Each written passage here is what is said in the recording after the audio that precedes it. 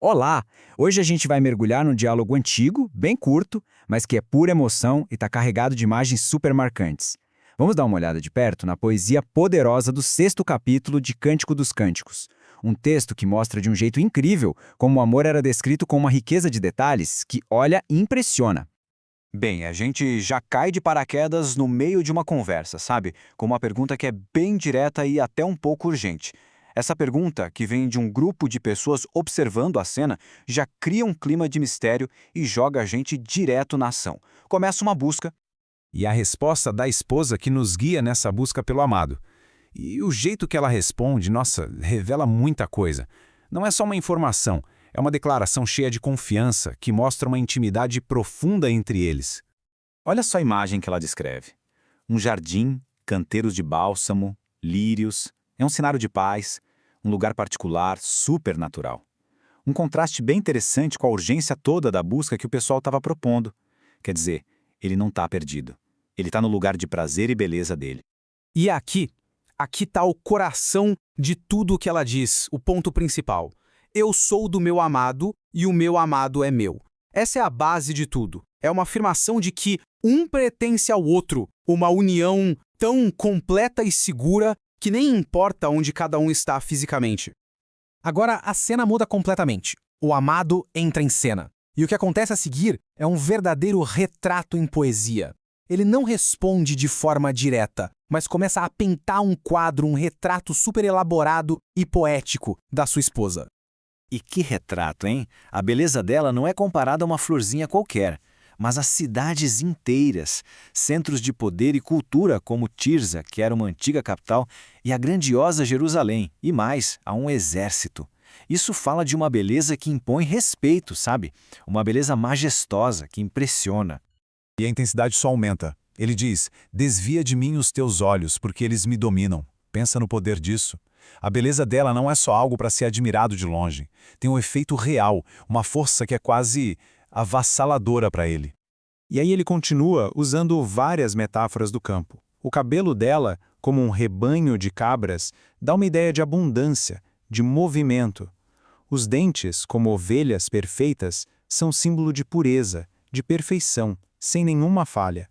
E o rosto, como uma romã, sugere vida, cor, doçura.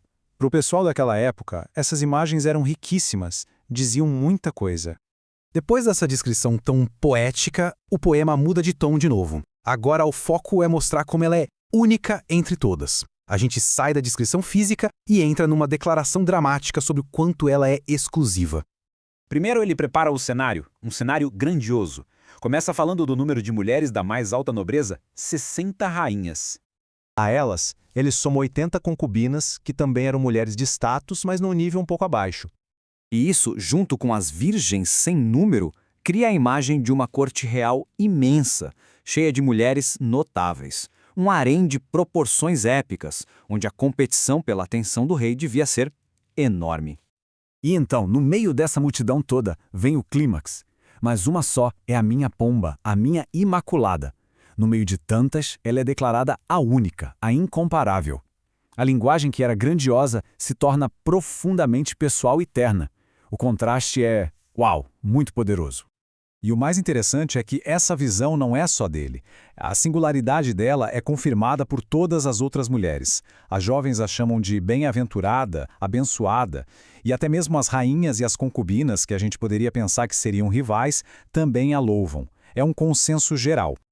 E tudo isso nos leva para a cena final, que é conhecida como o chamado da Sulamita. Aqui, a atenção se volta de novo para o coro de observadores que, depois de ouvir essa descrição e ver todo esse louvor, ficam num estado de completa admiração. E eles perguntam, maravilhados. As comparações agora são cósmicas. A alva do dia, a lua, o sol. E repara só como eles repetem a frase que o amado usou, formidável como um exército com bandeiras. A descrição dele contagiou todo mundo. E no meio de todo esse elogio grandioso, a reação dela é de uma simplicidade que surpreende. Ela só explica que tinha descido ao jardim para ver os brotos novos do vale. Uma coisa do dia a dia que, sem ela querer, causou uma reação extraordinária. E o coro, agora totalmente cativado por ela, implora. A repetição aqui é a chave. Volta, volta, Ó Sulamita, tenho uma urgência e um desejo desesperado de não perder ela de vista, de poder admirá-la só mais um pouquinho. E o capítulo termina com essa pergunta enigmática, feita pela própria Sulamita.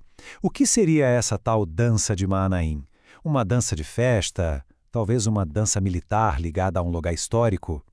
Por que ela desvia a atenção de si mesma para esse espetáculo? É uma pergunta que fica no ar, sabe? Convidando a gente a pensar sobre a natureza da beleza, da admiração e do espetáculo.